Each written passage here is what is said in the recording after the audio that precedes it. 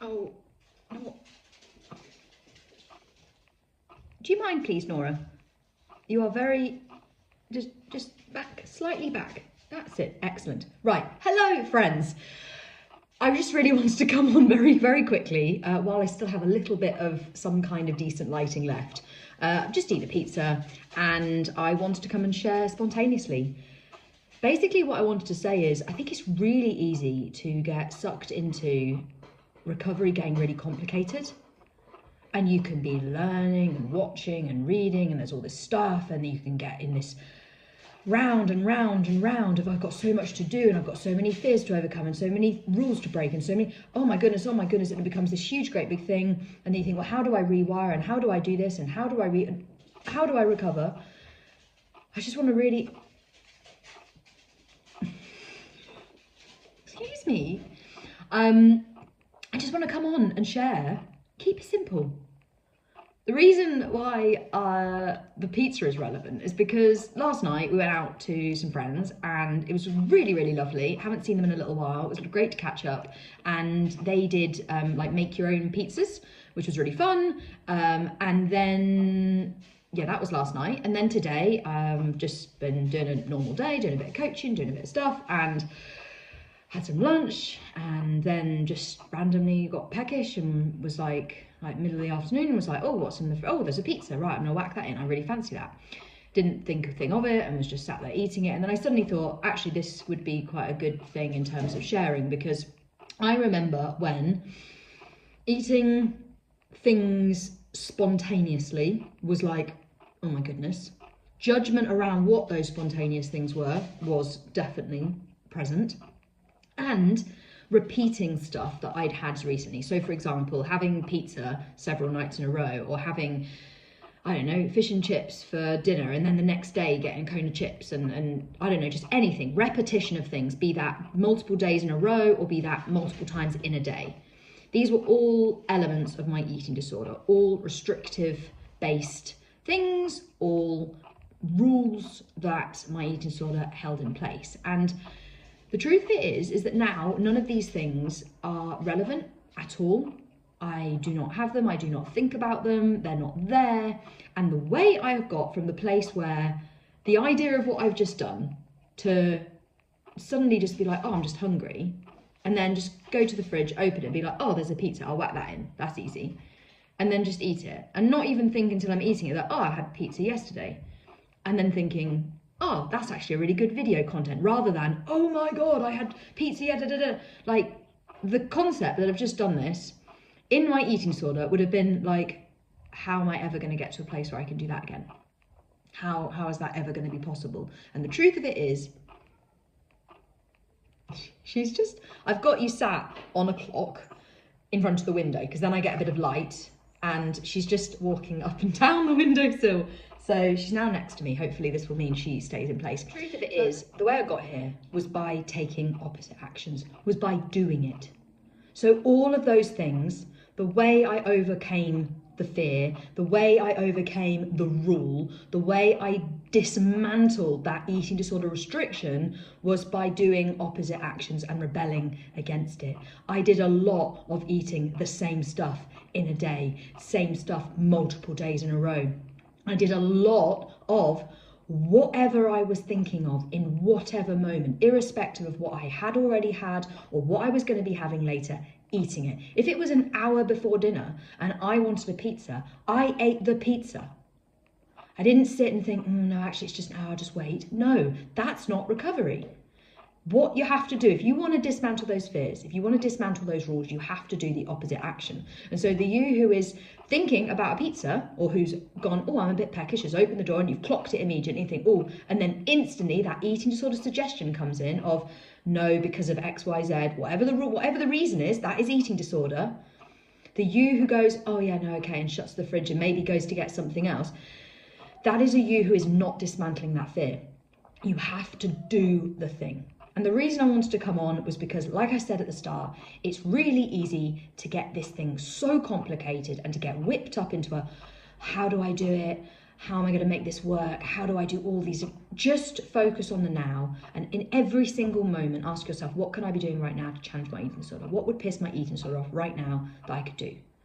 You know, and when it comes to things, if you are someone who has got fears around eating the same things multiple days in a row, as in pizza multiple nights in a row, or pizza for dinner and then pizza for lunchtime the next day, pizza for lunchtime multiple days of the week, whether it's fears around pizza for lunch and then pizza for dinner, so multiple times of eating it a day. I'm using pizza a lot because this is the example, but it literally replace it with anything that your eating disorder disapproves of and it's relevant.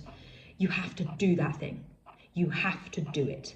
The way that you recover is you do the opposite of what the eating disorder says. Opposite actions rewire your brain. The fear of an eating disorder is a fear that only goes away by you chasing it. Really, really chasing it, attacking it. You need to be nipping at its heels every single moment of every single day. Am I saying you have to get it perfect? No. No, recovery is not linear. It's not about perfection. It's about practice and progress. But you do need to be very intentional and proactive about nipping at its heels, thinking, right, what can I be doing? What can I be doing? And listen to your body, listen to your intuition. And you open that fridge and you clock that pizza and you think, oh, or you just clock it and you notice that. And then instantly you can notice as well the eating disorder and all of its suggestions. Externalize that, label it for what it is.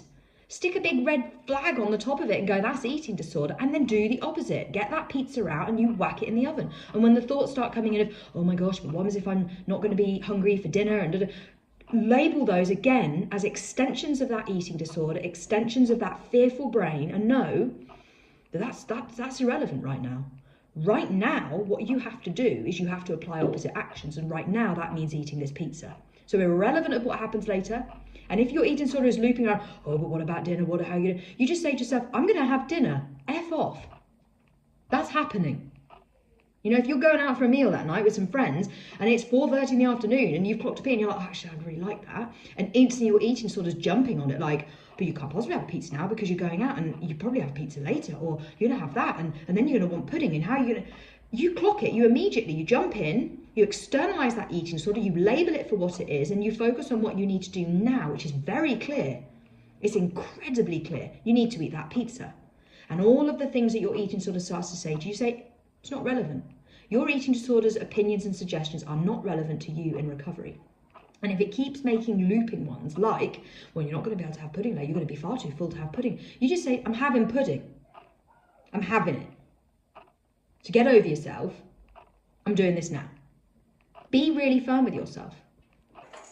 You know? So, yeah, I realise I'm going to have to go because I think the lighting is definitely getting a lot worse very quickly. But I just wanted to come on and share this because, like I say, I remember myself, it can get so overwhelming when you have got lots and lots of fears to push through and to overcome. Lots of foods to eat, lots of rules to break, lots of behaviours to change. And you can think, oh my gosh, where do I start? You have to start by doing. And listen to what comes into your day, what is present in the day that you are in the moment that you are in, and you apply your opposite actions in that moment. You know, and if you know, for example, that you are somebody who has fears around spontaneous honouring of hunger and judgment around what it is, you know what you need to be doing. You need to be paying very close attention to anything that you think of or clock or anything, and you need to be eating it. You need to be eating it. And if you are someone who has fears around repetition of stuff, so whether that is repetition of the same food in a day, repetition of a meal or something, or takeaway, or going out for meals, or whatever it is, over multiple days or twice in a day, or whatever it is, you do it. You do it. Keep it simple. Let it be as simple as this process needs to be. I'm not saying that this whole thing is easy. No, recovery is hard. No one ever signs up to recovery going, oh, it's going to be easy. No problem. No, we sign up to it because we don't want to live the rest of our lives with an eating disorder, and we want, therefore, to get to that place of freedom. That's why you sign up. You know it's going to be hard. It is going to be hard. But the you who puts the work in can get free. And the short-term discomfort of recovery is exactly that. It's short-term. It's short-term discomfort for long-term freedom.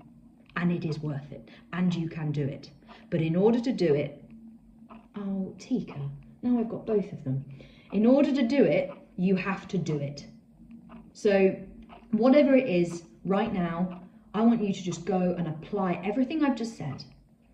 Sum it back into that very key sentence of take opposite actions, do it. Do the opposite of what your eating disorder says. Keep it simple, let it be simple. Go do it.